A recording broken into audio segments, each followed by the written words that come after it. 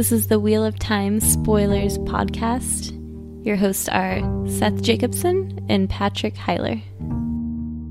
Because I'm addicted to coffee, I show up to work, sometimes a good deal more than 20 minutes, and I make myself a fancy espresso drink every single day. And to the point where my manager, like, if I'm not there 15 minutes early, they're like, what's going on? They're surprised by it. I'm like a clock. So clearly, if you don't show up, something's gone wrong. I think what happened is I set the alarm on my new phone wrong, and I just don't have any sort of, all I have is my phone. Right. Yeah, that's all I use. Yeah. I think that's what I did. It's easy to do. I said it went off, but it was maybe too quiet, or I don't know. I fucked with it like all day the next day and figured it out. I don't know. I mean, I'm late to work all the time.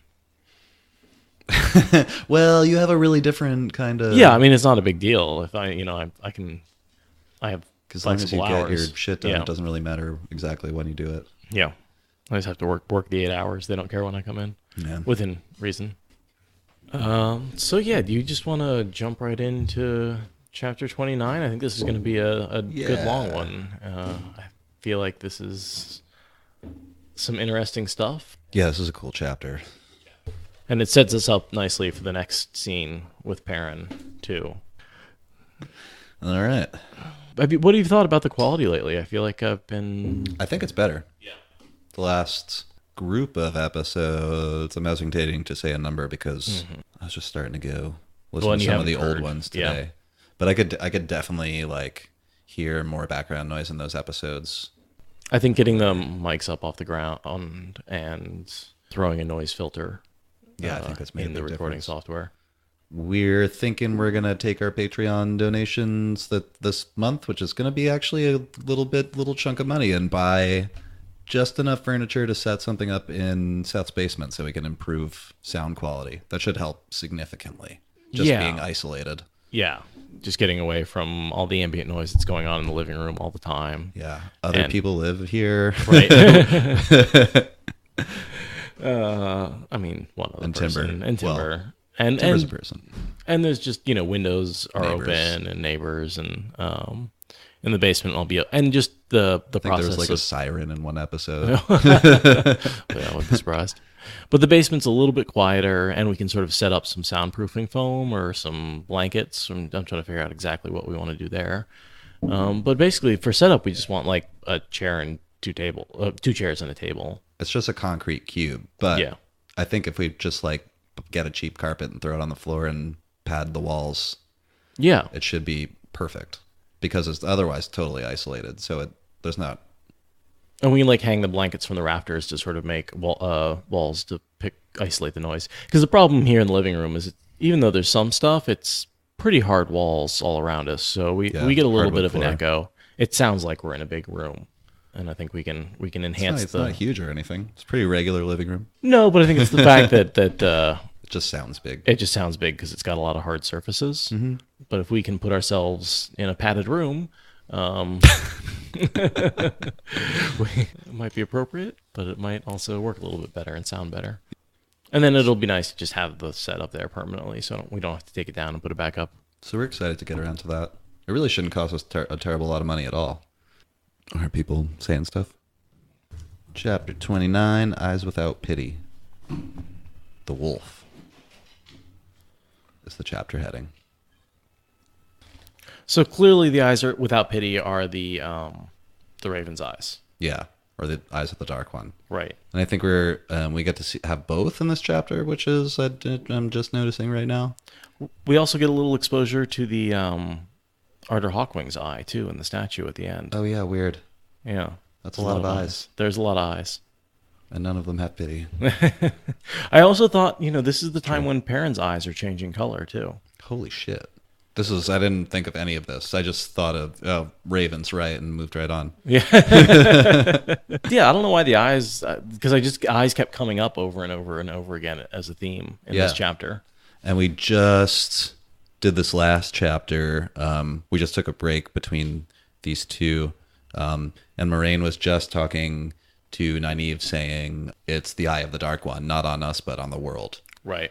And we see like the second note I have in this chapter is first, Elyas is like acting really irritable and moving. I think Perrin says something like so fast that like even Bella was relieved when he took short breaks. Yeah, and they're in this like on foot. They're on foot, and they're just trying to navigate around. And he thinks he knows something is coming, but he doesn't know what it is. So he's got just like this super high anxiety, checking everywhere. I have here the wolf knew nothing of what it was, but they sensed Elyas's urgent wariness, and they began to scout as if danger ran at their heels or waited in ambush over the next rise. And the next thing I have is just Elyas like going off and berating Egwene and Perrin as he does, but in a like he's clearly feels something, and Elyas is acting in his own way. You know, Moraine is really cool about it, but Elyas doesn't act like that. Well, and let's not forget what happened last night, right? There was that dream with Perrin and Ishamael, and he burned a wolf in the wolf's dream. Oh, I wasn't even thinking of how that might be affecting him. That's so he is literally just woken up from a dream in which he has had one of his wolf friends burned basically alive. Yeah, so I think the dream is really having an effect on his mood and his anxiety because he knows something's coming because something came for them. I interpret it as the eye of the Dark One or the presence of the Dark One through the ravens, maybe. But that's another interpretation that makes even more sense, really. So that's what I've always thought. But the idea that he's sort of sensing the Dark One's eye on them. In the same way Lan is like, he's not acting irritable, but he's taking extra precautions, and like all the channelers, warders, wolf brothers can all feel something right now. Elyas is a warder, so it might just be the Aes Sedai and their warders. That's true. So I don't get any indication that Perrin is particularly sensitive at this point. All right, no, I gotta have to keep my eye open for it. But yeah, that may not be happening. But at least the 5 channelers, 2 warders, or 3 channelers, 2 warders. Sure, yeah, I like that. Elyas's anxiety, he sort of spreads it to the wolves and to the 2 kids. You know, they've been trusting him, and he's very agitated, and so they're sort of also getting really agitated. Yeah. A little bit. After a whole paragraph that's just Elyas berating them for not being able to move fast enough, Perrin exchanged glances with Egwene. She stuck her tongue out at Elyas's back. Neither of them said anything. Yeah, that's sort of what I mean by agitated. Like, how often does she like stick her tongue out at somebody? Yeah, it's not very. It's sort of a childish thing she does. You know, I think she does it a couple of times in the White Tower when someone like gives her chores or something like that. But you're making us work hard. I don't get it. You know, they will soon. In this horrifying display of terror. I like how Perrin's already really trusting the wolves to scout for him. You know, he's sort of like, the wolves don't sense anything. There's nothing out there. He's sort of already falling into that, not a trap, but, there's a couple of times where he uses the wolves to scout and they don't sense something. Yeah. Isn't that a time that the Aiel ambush him in the forest? Not the Aiel, the Trollocs. When is that? Oh, it's one of his early missions when he unites the 2 rivers, and they're having a bunch of really good successes. Oh, and he's trying to ignore the wolves. And he's trying to ignore the wolves. Yeah, totally. And that's right. It's not that they don't pick on him. Kind of does it on and off. Yeah. For a long time until the late books, where he tries to ignore them and then uses them when he has to, and he's a very reluctant hero, Perrin. He doesn't accept the wolves. He sees, there's a couple earlier experiences where he either sees Gnome and thinks that that's what he has to fight against, and here when he fights the White Cloaks, he thinks that's the wolf in him coming out when that's actually the human in him. I like that way of looking at it. I mean, I always saw it as the wolf. Here's a interesting thing that just kind of came to my mind. This is I know this is the first chapter where he like rejects the axe, and he has that begins. Where he's at the end of this chapter, he's like tries to throw it in a pond or something, and Elyas stops him. Is that the end of this chapter? I believe so. Yeah. I think it's the end of the next one, because in this one they just go to sleep under the eye of Arthur Hawkwing. Oh, it's the beginning of the next chapter. Yep. It's like the first paragraph of 30. Okay. All right, back on track. Anyway, I have to know sometimes.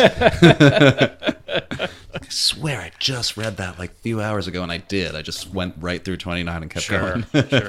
One thing I had after that is the wolves saying, "We come."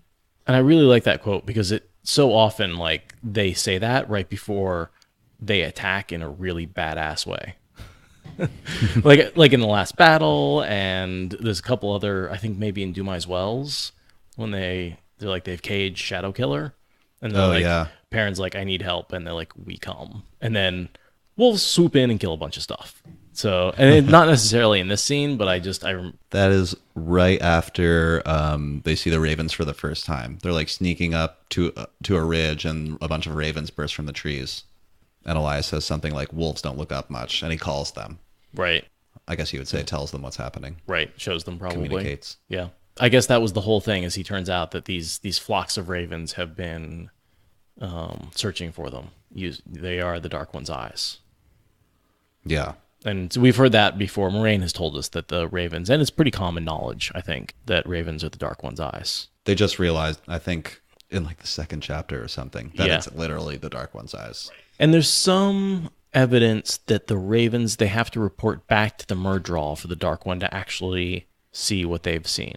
That's why you can kill a raven. Yeah, they have to go back to some point. Maybe to a Murderous or to some controller. To a Fade, yeah. Or a Forsaken. Because we see Grendel controlling a dove, but I assume the process, she regrets not using a raven because they're easier. Oh, yeah. But she uses a dove to avoid suspicion. So maybe, I bet Murderous can't use doves. They're probably stuck with ravens. Yeah, I think controlling animals is a thing that can only be done with a true power. Yes. In the last battle, Demandred uses a falcon or something. Oh, yeah, I forgot about that. But that's the way he looks out over the battlefield. Oh, okay. Because he doesn't have this sideways gateways. The gateways in the sky? Yeah. I think he even has that thought or something that like no one suspects because it's a bird of prey. Man, yeah, I got to go back. You just reread the last battle, so that's fresh in your head. It was fun.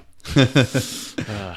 I was threatening to do it, and it was a good thing to do. I really I don't have a copy of, is it Shadow Rising? But I want to read Dumai's Wells. I want to read that. Yeah. Part again. That's I think that's something. Is that Shadow Rising, or is that? I thought that was Lord of Chaos. Lord of Chaos. I was right. For the second time tonight. We got to start keeping track of how many times I'm right and how many times you're right. Oh, geez. Assign points. I feel like Seth was way better at just knowing I only know stuff if I looked it up beforehand. That's why we should you're start just more keeping accurate track. At you always know what book something happened in. I'm not as good at that. I don't feel very good at it, but so yeah, the ravens burst out. The wolves are coming. And Elyas tells them that basically they have to survive until nightfall because the ravens will roost in the night and not chase them anymore. Yeah. So if they can survive until nightfall, they'll be okay. But they're sort of stuck between these two groups of ravens. They're like sandwiched in between two waves. And so they can't run too fast and they can't run too slow because either one will send them right into the middle of the ravens. Yeah. Elyas mentions this place of safety that they can get to, but doesn't mention exactly where it is. Or what it is. Now, we know it's a steding. Yeah. And because these creatures these ravens are touched by the Dark One, they cannot enter the steding. But they have to stay alive until dark. Or until they reach the steding. Yeah. Yeah. Which he says is going to happen right about dark. Here, the next thing I have is the fox. I kind of want to read this. Go for it. So they're playing this game for a while where they're peeking out over these ridges and run down, and they'll see ravens in the distance, and they stop and hide. At the top, this is from Perrin's perspective, he inched his head up until he could just see, and heaved a sigh of relief when all he saw was a copse of trees a little to the west. There were no ravens to be seen. Abruptly, a fox burst out of the trees, running hard. Ravens poured from the branches after it. The beat of their wings almost drowned out the desperate whining from the fox. A black whirlwind dove and swirled around it. The fox's jaws snapped at them, but they darted in, and darted away untouched, black beaks glistening wetly. The fox turned back towards the trees, seeking the safety of its den. It ran awkwardly now, head low, fur dark and bloody, and the ravens flapped around it, more and more of them at once, the fluttering mass thickening until it hid the fox completely. As suddenly as they had descended, the ravens rose, wheeled, and vanished over the next rise to the south. A misshapen lump of torn fur marked what had been the fox.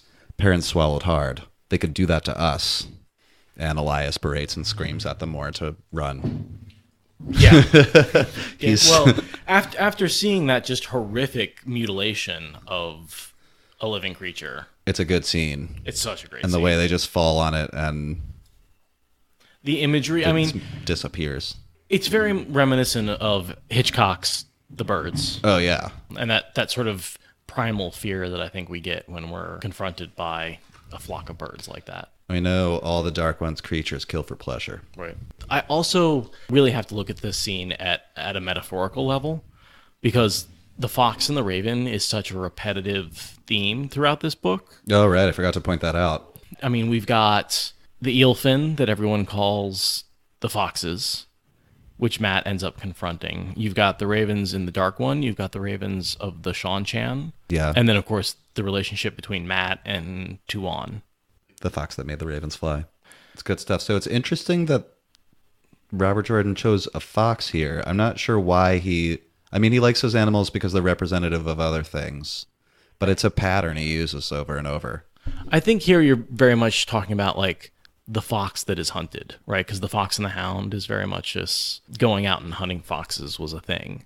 And so this is sort of representative of the prey that's trying to run. And so I think what you're equating here is the Two Rivers folk, the Egwene and Perrin and Elyas are sort of, they're the fox, they're the prey here, and they're running from the ravens. Yeah, and after this happens, Perrin realizes what will happen to them if everything doesn't go just right from here on out. And he realizes just how horrific it is. And Egwene realizes shortly thereafter, once they pass the fox. They're both horrifying. And the next thing I have is Elyas reached for the trees and turned there, at the edge of the copse, waving vigorously for them to hurry. Perrin tried to run faster and stumbled, arms windmilling. He barely caught himself short of going flat on his face. A lone raven winged out of the copse. It tilted toward them, screamed, and spun toward the south. Knowing he was already too late, Perrin fumbled for his sling from around his waist. He was still trying to get a stone from his pocket to the sling when the raven abruptly folded up in midair and plummeted to the ground. His mouth dropped open, and then he saw the sling hanging from Egwene's hand. She grinned at him unsteadily. She's got a cool head. And I don't know that this ever happens again in the series, but we get to find out here that Egwene can shoot just as good as the boys, probably. Oh, yeah. If not better. She's really good with the sling. That was sharp. You know how freaking hard it would be to knock a moving bird out of the sky with anything? Hard? Yeah. I mean, I'm a very mediocre shot, and I'm sure I could never do that. Right. That would never. It would be pure luck if I was able to. You have to judge the speed, and you have to shoot in front of the animal, which is a really hard thing to get down. I can't hit a moving target. And their movement isn't necessarily predictable either. Yeah. There's a great scene later when the Aiel basically do the same thing, where they pull out their bows and shoot down a raven. Mm-hmm. And don't two of them not even bother getting their bows out because they saw the third one? Like that. I mean, they're Aiel, but yeah, I think that's a bunch of maidens or something. Yeah. Yeah, but that's incredible. Although people who grow up doing this sort of thing are, you read stories about Mongol horsemen who could do these incredible, things like that, Mm-hmm. like shoot a moving bird out of the sky while running on while their horse is running. Well, and all the Two Rivers folk have brought down game in. But yeah, so I mean, Egwene and the Two Rivers folk grew up in the forest, bringing down game, moving game. Yeah. For food. So, I mean, it's not that surprising that she has that skill. And driving away wolves and coyotes. Sure, yeah. I assume coyotes. They never say coyote. Just wolves. Yeah, a good rock to the ribs. Yeah. Keep them away from the lambs. Our three are running for their lives. Yeah, and the movement gets all herky-jerky. They run to the nearest cover and stop and hide. Yeah. And then sprint to the next one when they have a moment. It's like playing soccer. You do a bunch of sprinting and then you get a few seconds to rest. And then you do a bunch of sprinting and you get a few seconds to rest. And I've never been more tired than when I played soccer. Or, basketball or something like that, where this sort of intermittent running, plus sheer terror. Yeah. I literally have underlined at the bottom of this page, they ran to the next hill, waited till the ravens moved on, then I ran again, waited, ran. The steady progress they had been keeping had been tiring enough. But all except Elyas quickly began to flag under this jerky pace. Perrin's chest heaved. And these kids are in decent shape. Oh, yeah, they're farm folks. And they've been walking for a while, like a couple weeks now. Yeah. I think they're in decent shape anyway. Yeah. But that start and stop is like every time you stop, your body wants to stop. And then you have to like get up and get going again and run really fast. Bella stood head down, nostrils flaring at every stop. Fear lashed them on. That's what happens when you don't have Rand to take your tiredness away. She gets tired as soon as the Emmons Fielders do. Yep. And Elyas doesn't count because he's made out of oak roots. Yeah, I mean, he probably walks so many miles every day. And I imagine him as, I don't know, I didn't read a description of him for this episode, but I'm imagining him like mid-50s. Sure. Like a little bit of gray in his hair and just like made out of leather. Oh, yeah. You know, like just brown. That guy who's been outside every day, all day. Yeah. Yeah. Like, and there's no fat on him, so he looks like just the roots that have grown around something. Totally. Like, I'm guessing he's got really sinewy muscles that like just you can see them wrap around the bone on his arm or something. The way I imagine him, like a half-wild mountain man. Totally. A lot of hair. Yeah. A lot of hair. The Ravens basically catch up with the Wolves here, don't they? I noticed, the Wolves get a few injuries. Hopper in particular has something really wrong with his eye after the Ravens attack. And I assume he gets a beak to the eye. And I have to wonder if that might have something to do with why he ends up sacrificing himself for Perrin. I didn't didn't notice that. It just sort of says something was wrong with his eye. Oh, yeah. But I may have blown that a little out of proportion. But I'm thinking, like, what's wrong with his eye? Well, he took a raven beak to the eye, right? Oh, yeah. Like, I assumed he got stabbed. So I have to wonder if maybe that made him a little more willing to jump in front of the axe for Perrin, or jump in front of the sword. Mm-hmm. Which happens in the next chapter. I know the wolves are really interested in Perrin, or at least some of them, because they know he's a wolf brother. They're so rare. It's something they remember, but... I like this line. Pitiless eyes shining like black beads, stabbing beaks swirling around them, needle-sharp beaks drawing blood, 100 of them. Can they call more of their kind? Maybe all of them in the hunt? A sickening image built up in a mind. A pile of ravens as big as a hill, seething like maggots, fighting over a few bloody shreds. Suddenly the image was swept away by others, each one clear for an instant, then spinning and fading into another. The wolves had found the ravens to the north. Screaming birds dove and whirled and dove again, beaks drawing blood with every swoop. Snarling wolves dodged and leaped, twisting in the air, jaws snapping. Again and again Perrin tasted feathers, and the foul taste of fluttering ravens crushed alive. So Perrin's tasting what a raven tastes like through his bond with the dogs. Wolves. Well, yeah. Yeah. He has trouble separating his sensations from their sensations. He's still experiencing the pain and very directly. And again, I think that has a lot to do with why he experiences the death of Hopper so astutely, which causes him to sort of go after the White Cloaks. Oh, and I should probably read the rest of this because the last part is something I definitely wanted to point out. Suddenly, the ravens broke away, wheeling overhead for one last shriek of rage at the wolves. Wolves did not die as easily as foxes, and they had a mission. And I just thought that was funny. I don't know if this was intended or not, but if Perrin's the wolf and Matt's the fox, you know Matt dies like a bunch of times. Yeah. Perrin doesn't at all. Right. The fox is definitely way killed than the wolf. Yeah. Hey, Matt dies like all the time. It's no big deal. I mean, like twice. Yeah. No, I'm just being funny about it, but. That's, again, I just love the raven imagery throughout this whole thing. The raven and the fox. Oh, and then, geez, the rest of this is important too. I'm going to paraphrase this a little to break into this later part. We come, and danger comes before us, the wolves are saying. Moving in a stumbling trot, Perrin exchanged a glance with Elyas. The man's yellow eyes were expressionist, but he knew. He said nothing, just watched Perrin and waited, all the while maintaining that effortless lope, waiting for me to admit I feel the wolves. Ravens, Perrin panted reluctantly. Behind us. He was right, Egwene breathed. You can talk to them. And that's just a significant moment. Oh, yeah, because Egwene knows that Perrin can talk to the wolves. And that's something to keep in mind for the rest of the series, that she knows that. Mm-hmm. Man, I'm just having this thought, but she kind of looks the other way. Perrin's lucky that the Amyrlin seat is his childhood friend I guess. in the future. I feel like she doesn't really have anything to do with the two rivers. Yeah, She's I guess Armelin. so. She's very occupied with taking back the tower and then going to the last battle. But just having this wolf brother, I feel like if he had been outed, it would be a big problem for Perrin. Maybe. Because at this point, like, Elyas is on the run. He can't go anywhere near the White Tower. Well, it's because he killed a couple of warders. Well, because they chased him out of the place. Yeah.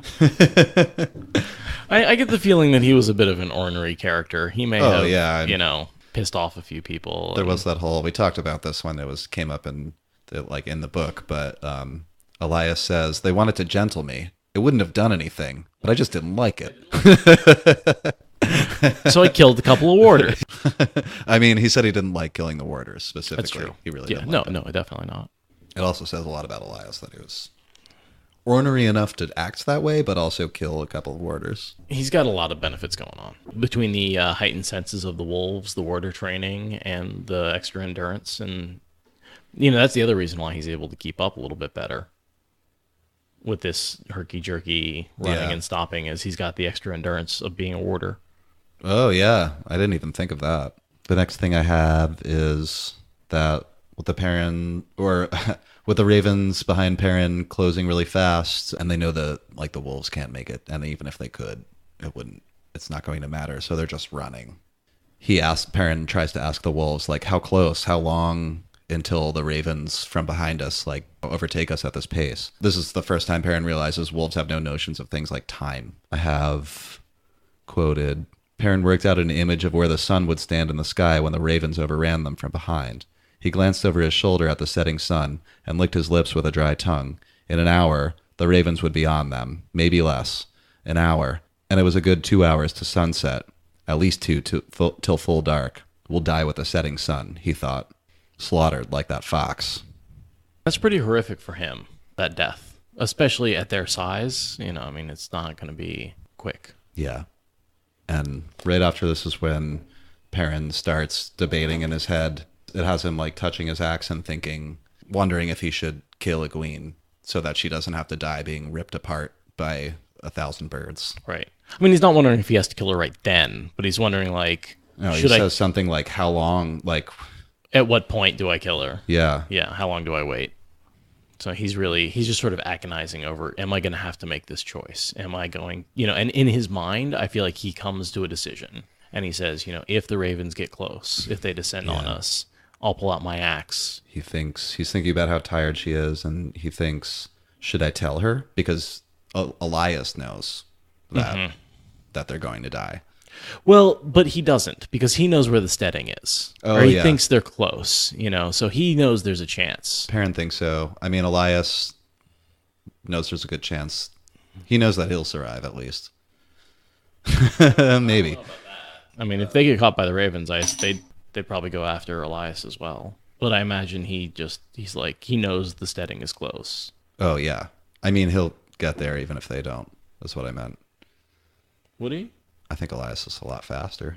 I just think he'd get caught up with the ravens. I don't think he'd leave them behind. I think he'd stay with them until the ravens caught up. That's the horrifying thing about this, I guess, is there's really no fighting them. Like, you can't... There's too many. Yeah. Yeah. It's like bees or something like that. Yeah. The more you swat, the more you just expose yourself to more. Now, that being said, if Egwene was, leveled up with her power, she would have no problem creating a bubble of, fire and just roasting them all out of the sky in about half a heartbeat. Yeah. Or a little half dome of air. Yeah, to protect them. And watch all you want. Yeah, that'd be fine. No, the power is really the only way to deal with this sort of threat. So Perrin has the thought, tell her or let her think we have a chance of escape, an hour of hope, even if it is desperate, or an hour of despair. Elyas was watching him again, saying nothing. He must know, but didn't say anything. Perrin looked at Egwene and blinked away hot tears. He touched his axe and wondered if he had the courage. In the last minutes, when the ravens descended on them, when all hope was gone, would he have the courage to spare her the death the fox had died? That's the key. Terrifying. He comes to a decision there that he will. And that haunts him a little bit. And they're running this whole time. And the very next line is, the ravens ahead of them suddenly seemed to vanish.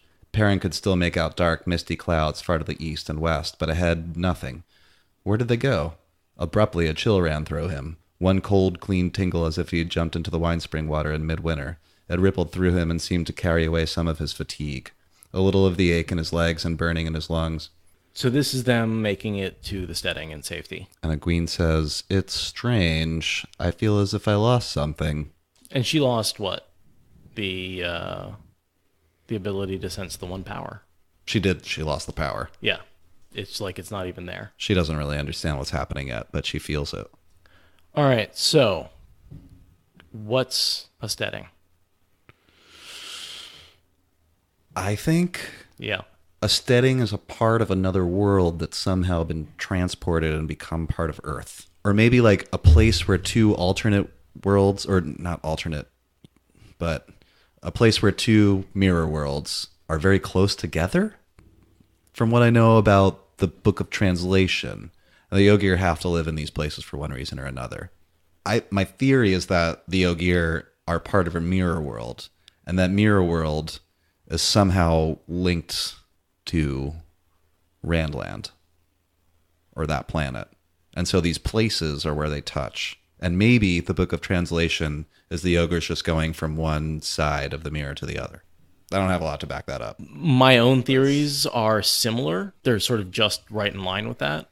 A few things. The Book of Translation doesn't just mean translation of language. Translation is also a mathematical term for moving an object from one place to another. Okay, I like that. That Right, helps. so- That helps my theory. Yeah, when you translate an object, what you're actually doing is moving that object in two-dimensional or three-dimensional space. So a translation, just in geometry, is a movement of an object without like rotating it. I can't say I totally understand, but Well, just I'm like moving- if you have a triangle on the page, you can move it like up, down, left, or right, as long as you don't like tilt it to the side. I see. I'm making a lot of hand gestures for those of you listening, so it's Seth probably... was a math teacher, guys. Oh, yeah, just for a little while. Middle school or high school math? High school. It's pretty cool, I think. It was fun. I like the math. I like the teaching. I hated the bureaucrats. But the one thing I'll say about teaching is you get really invested in the success or failure of your kids, your students, but you don't have control over the success or failure, really. I mean, yeah, of course you don't have total control No. over... I mean, I've heard teachers say that, or people say that about teaching before. Just that, like, you have to find a level of involvement that doesn't crush your soul. Right, and I failed at that. I Yeah. failed entirely. I went from being way too involved and way too emotionally involved to way too withdrawn, Yeah. and neither one of those was a great place. I mean, I've never done anything like that, but I've definitely heard about that. And it helps if you have good support and are working in a good Decent environment school. Yeah. and decent school, and I wasn't doing any of that. So anyway, None of those things. one of the things I wonder is if maybe the steading didn't come over as one solid land and then was broken into chunks by the breaking. But I don't think the breaking would have split them up quite as much. I had a rough theory. Well, as I was saying that, I was like, well, maybe the breaking changed the world somehow that made the steading more necessary than it was before for the Ogier. For the Ogier, they do talk about that in the Wandering, because the Ogier, the Seanchan Ogier, don't have the same problem with steading. Really? No, they're not tied to steading in the same way.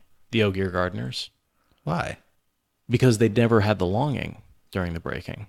So those Ogier were indigenous to Seanchan? Mm-hmm.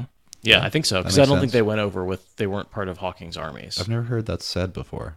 They were native Seanchan, I and think so we they, talked about this once. Now that saying Maybe. it, like, did the Ogier go with the original army, or were there Ogier in Arthur Hawkwing's army, or were yeah, there- I don't think there were. I don't think so either. I think they're native Seanchan Ogier, Interesting. and they were not part because the breaking mostly happened in the Westlands in Randland. I think Seanchan was pretty well insulated from it, and so the Ogier didn't have the same problem with the longing and the wandering, because they never lost the steading, so they never developed the longing. Seanchan don't have a blight either.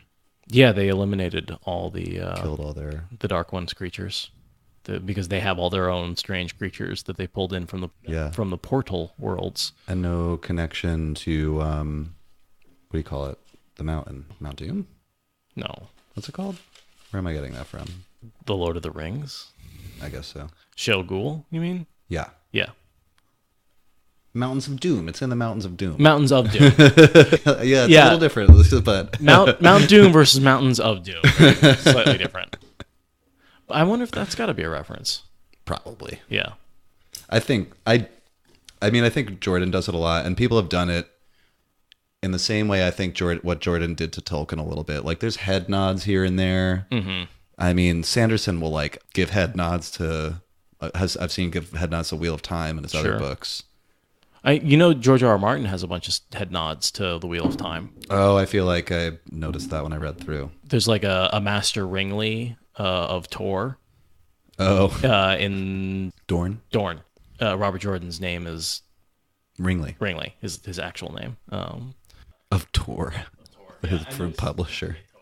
That's good. And then there's a mother, I want to say the grandmother of one of the characters is an angry lady that pulls on her braid a lot.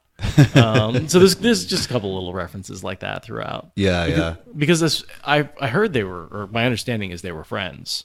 I didn't know that, And George R. R. Martin attributes a lot of his success to Robert Jordan's quote on the front of his book, because Robert Jordan was way bigger than George R. R. Martin back in the day, and so I didn't realize that they were writing at the same time. Yeah, I mean Jordan was earlier. I'm just thinking of Martin as a much later writer because his books didn't become really popular until way later. No, I think the first one was like a 95.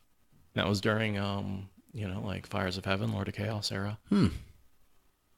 And so that's when the Wheel of Time was huge. That was its heyday, really, before it went through sort of the slowdown, and books were coming out every year, and it was definitely hitting the bestseller charts every time a new book came out, and people believed them. And so a lot of the reason, I think maybe the reason I picked up those books for the first time, I think I said because they were thick, but also because on the jacket it said Robert Jordan thinks this is a good book. Oh, geez. I wonder if that's how I ended up. I would definitely trust some of my authors that I liked, and if I saw their name endorsing another book, I would definitely pick it up. Sure. And I'll pick up where we left off. Sure. Yeah, I lost track of where we were. What? What was that? Perrin asked. Elyas cackled suddenly. He bent over, shoulders shaking, to rest his hands on his knees. Safety, that's what. We made it, you bloody fools. No raven will cross that line. Not one that carries the Dark One's eyes, anyway.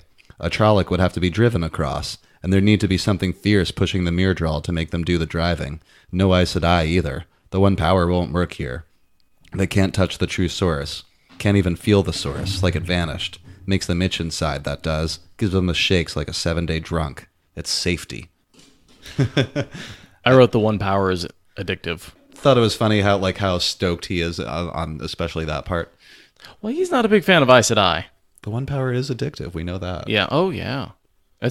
People die from it. Imagine just being so powerful all the time and then suddenly being stripped of it. It would be an awful feeling anyway, just emotionally. It's kind of like when you leave your cell phone at home or the battery dies. Yeah. You're like, oh my God, what if I get lost and you're a block from your house? And right. It just doesn't... It doesn't make any sense. You just have this weird anxiety. Totally. Yeah, because at any time I can it's such a handy thing. In a lot of ways, cell phones are like having the One Power on us. Maps. I can push 3 buttons on my phone and a cab arrives in 4 minutes. Seriously. When I use Lyft now, I go outside, sit down on my steps, light a cigarette, then call Lyft. Right. Because otherwise they get there too soon. It's all over Portland. Yeah. And we live in a pretty big city, guys, so that's actually true. It shows up to my house in 4 or 5 minutes. But I live in the center of Portland, so like 20 blocks from downtown. How much do you spend on Ubers and Lyfts? Not much. This is pretty much the only time I do it. Yeah, it's like once a week. And it's like $11 to get up here. Okay. So $20 for not owning a car. This is the way I justify it. Totally. So when I want, I can do that, and I just deduct that from all the money I never spent on insurance and car repairs and gas. Whereas I have the car, but I try and bike everywhere whenever I can. Yeah, I really don't use that thing. Never use that thing. No, unless I'm leaving. Honestly, Jessica uses it way more than I do. And the only time I use it is either when I'm like hauling timber somewhere, or it's one of the benefits of living in a city is not owning a car. Well, I mean, I've lived in other places where it just would have been laughable to even try to imagine not having a car. Oh, yeah. Just like you can't live. Or like, how would you get to the grocery store? Yeah. You got to get on the highway. I spent a while in Kansas, and that's when I bought this car. Because that's the only way to survive. It's the kind of place where you would need a car. Yeah. And then I still have it just because it's paid off, and it's a Subaru with 215,000 miles on it. And if that car died, I wouldn't buy another one. It's not worth it. Even just what you have to pay out of pocket. But like Jeff was saying, it's because we're in a city. Yeah. I walk 4 blocks to Safeway. It's a huge grocery store. They have everything I could want. I walk 5 blocks to the bar. It's a huge selection of beer. It's everything I could possibly want. Yeah. And they have burgers. So I'm good. I can survive on that. Do you have a real close grocery? Do you guys walk to the grocery store or drive? There's a Whole Foods and a New Seasons, and they're both about equidistance away. And it's definitely I don't like to walk it. You just only have health food stores? That's like all you got? There's a local food store on the corner. I'm just being funny. And then there's a Safeway that's like 2 miles away. Gotcha. That's a long walk. Yeah. If we're just buying like a few veggies for the night, we'll just go to New Seasons. Jessica goes to Whole Foods. I go to New Seasons.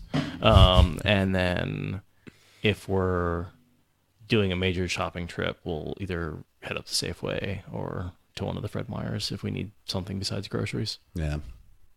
Safeway's just my closest thing. Oh, and in 1 block or 2 blocks from my house, there's a farmer's market. Oh, that's nice. I've been going there a lot. Yeah. If it helps you make you feel better, my rent is ridiculous compared to... A little bit. I couldn't... If you had just like an empty political map of the United States, could you do all those states? Sometimes I want to practice just because I feel like I should, but I don't think I can. Not in order. And there's some like I'd probably like mix up the Dakotas. The middle. Yeah. Yeah. And like there's a couple of little ones like the Vermonts. I feel like I'd get the Vermonts all mixed up, like the Vermont and the New Hampshire. I wouldn't know which one's which. Yeah. Elyas explains what a steding is, he tells them that it's a steding, and I think Hawkwing doesn't believe him. Oh, no. It's Perrin that says it. That's just a legend, Perrin stammered. In the stories, the steding were always havens, places to hide, whether it was from Aes Sedai or from creatures of the Father of Lies. Which makes sense. Especially if you were an Aes Sedai, you really don't want to go into a steding because it makes you vulnerable. We see that later in Farmatting when Rand tracks down the Ashaman there and kills them. Nobody wants to go in there. Yeah. Yeah. It really does make them vulnerable to... Catsowain's the only one.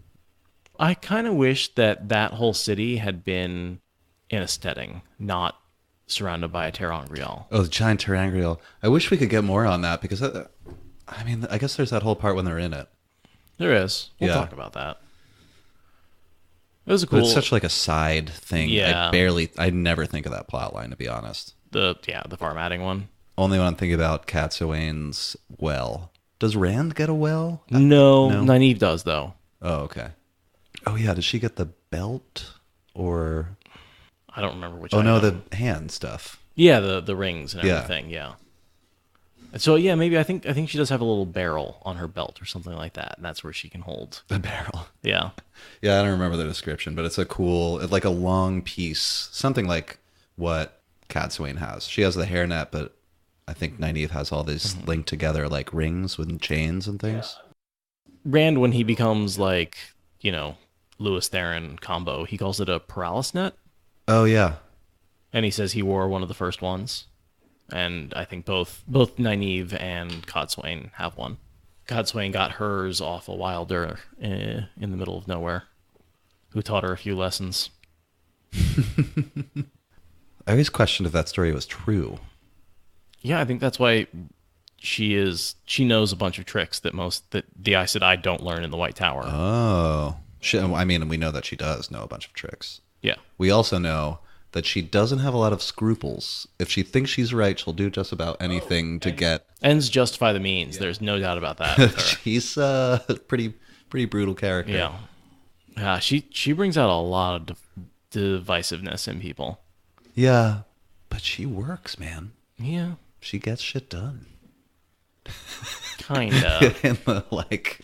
Yeah, right, I get it. She's like the scrupulous capitalist of the situation, yeah, I get stuff done, but I don't know about him sometimes. So they basically look for a place to camp now that they found safety, and they take shelter under a gigantic rock that turns out to be an old statue of Arthur Hawkwing. Yeah, or part of a statue. Or the eye of Arthur Hawkwing. What showed above ground of the big rock was rounded somewhat, with a sharp break on one side where moss, old and brown, covered the ragged surface. The grooves and hollows eroded in the rounded part looked odd to Perrin, but he was too absorbed in the gloom to wonder about it. Egwene, though, studied it as she ate. That, she said finally, looks like an eye. Perrin blinked. It did look like an eye. Under all that soot. It is, Elyas said. But yeah, an eye without pity, because it's a stone eye. It has no pity. Yeah. And Elyas explains that there was once a gigantic statue of Arthur Hawkwing erected here. Supposed to be the center of his grand city, of his one empire. And then he mysteriously died. Because it's basically the geographic center of the Westlands. Yeah, I think it's like almost perfectly in the center. Right. And it's in a steding, right, which Arthur Hawkwing was into around the time he died. Well, he didn't want any Aes Sedai to be able to... Right. Because he had Ishmael whispering in his ear. Yeah. This is exactly what I was saying. Like, instead of having Far Madding built surrounded by Terangrial, why not build it in this steading? Yeah, I don't know why no humans build anything in steadings. Because there are abandoned steadings they could use. Yeah. You'd think they'd make some use of it, but they rarely do. No. I guess all the ones that are really... Well, no, because the ones that are isolated from people are where the Ogier are. They like to live in the ones where it's hard for the people to get to them.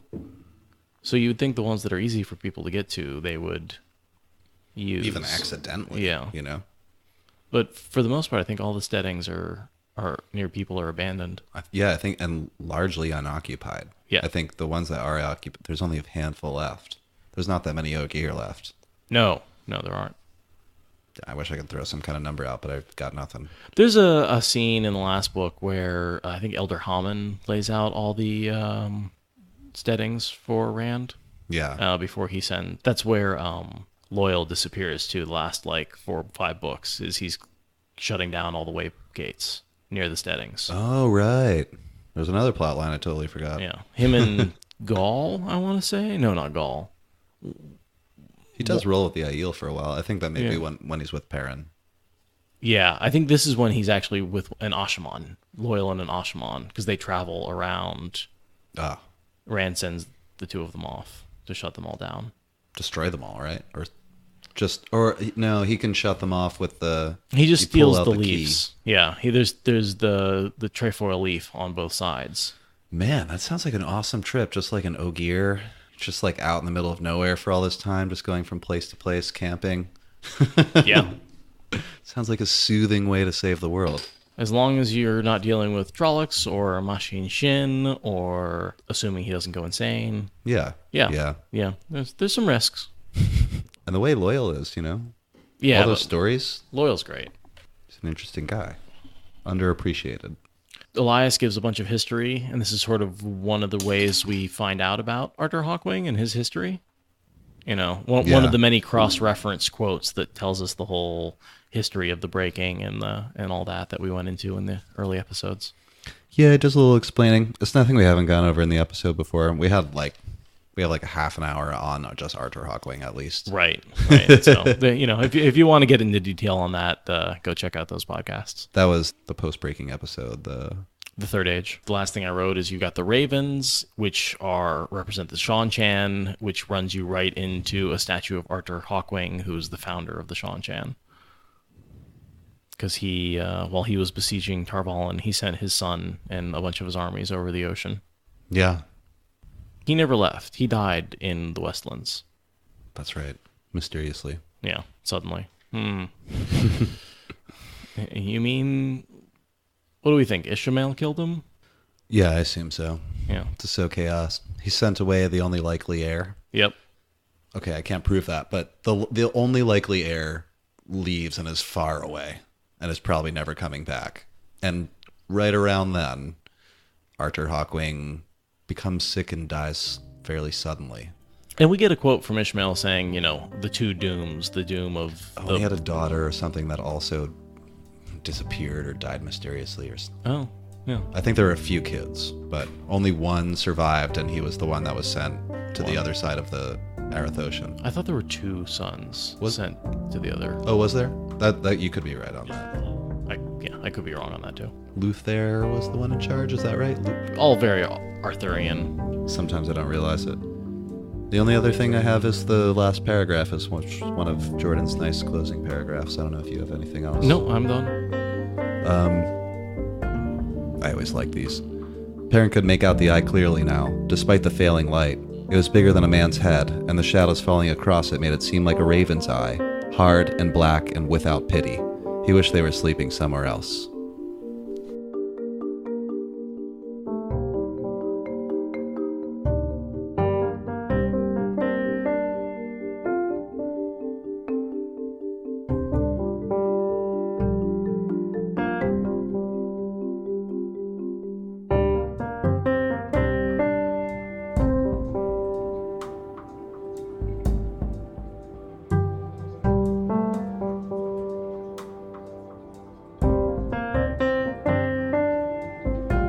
Sometimes I don't like reading the next chapter until we finish recording for that reason.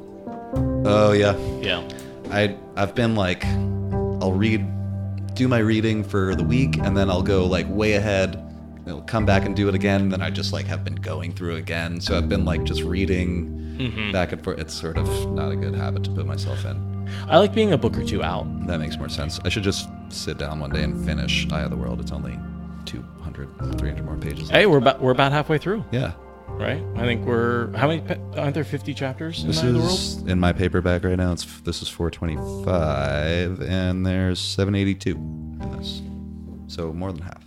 How about chapters? Oh, how many chapters? Last one I see is 52. There might be a 53. Yeah, so 26 is halfway through. And I think we just put out episode 26, actually. Yeah, I think that's right. Oh, speaking of which, I started just really roughing out how I might want to structure the episode that we want to do on the Heroes on the Horn. I thought that would be the best. I think we talked about it a little last week. I thought that would be the best side episode to start with because we're about to go into the hunt for the horn. Sure. So maybe are you thinking like in between the books? Yeah, maybe when we finish Eye of the World, or maybe when they get to the horn. Yeah. Like get the horn at the end of this, we can just like insert that episode or save it. I don't know. Whatever. It doesn't really matter. Yeah. Or just a Patreon episode. I think it might be kind of cool to like when we go through an episode and the first time we see the horn, and then we could just drop the horn episode. But I don't think we've told any listeners this. Maybe John Michael. Yeah. But we're just have rough plans to do some side episodes that aren't just based on the chapters of the book. So like do big, like I just said, an episode just on the horn. Kind of like the first 3 episodes where we talked about the breaking and more of a history lesson and sort of maybe doing, that's what just this would artifact. Be, more or less. But we have a couple of ideas for other episodes. Going into detail about how the one power works and the true power works and how they interact. Maybe something about the throw the taint and Shadar Logoth stuff in there. More like, I guess you'd say like world building stuff, but also I think we talked about maybe like Elfin and Elfin episode, stuff like that.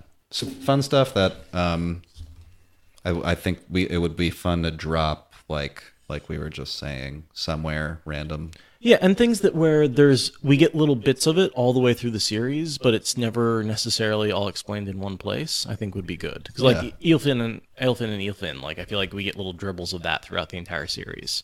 But I really want to talk about how they're one comprehensive episode on it. I think would be fun. Thank you for listening to the Wheel of Time Spoilers podcast. Rate us in the Apple Podcast app or your favorite podcast client.